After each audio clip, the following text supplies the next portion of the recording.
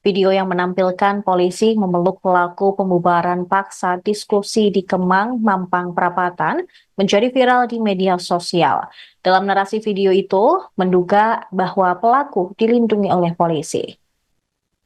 Namun Wakapolda Metro Jaya, Brigjen Jatiwiyoto Abadi, membantah hal tersebut.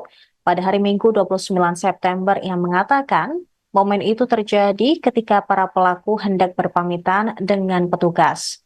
Pihaknya juga akan melakukan investigasi internal dengan memeriksa para anggota polisi yang mengamankan unjuk rasa di depan hotel.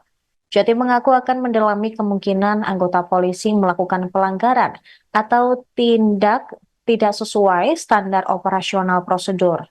Saat ini polisi tengah mendalami motif pelaku pembubaran diskusi tersebut sekaligus memburu dalang yang menggerakkan kelompok ini. Jati juga menjelaskan pihaknya akan menginterogasi para pelaku yang sudah ditangkap untuk mencari sosok di balik pembubaran paksa diskusi yang dihadiri Refli Harun itu. Polisi telah mengamankan 5 orang yang diduga melakukan pembubaran acara diskusi di sebuah hotel di Kemang, Jakarta Selatan pada hari Sabtu. 2 orang diantaranya ditetapkan sebagai tersangka. Mereka berinisial FEK dan GW yang diduga melakukan perusakan di lokasi.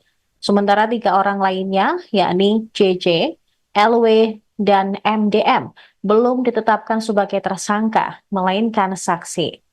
2 tersangka tersebut dijerat pasal berlapis, diantaranya pasal 170 dan 406 KUHP tentang perusakan dengan ancaman penjara maksimal 7 tahun.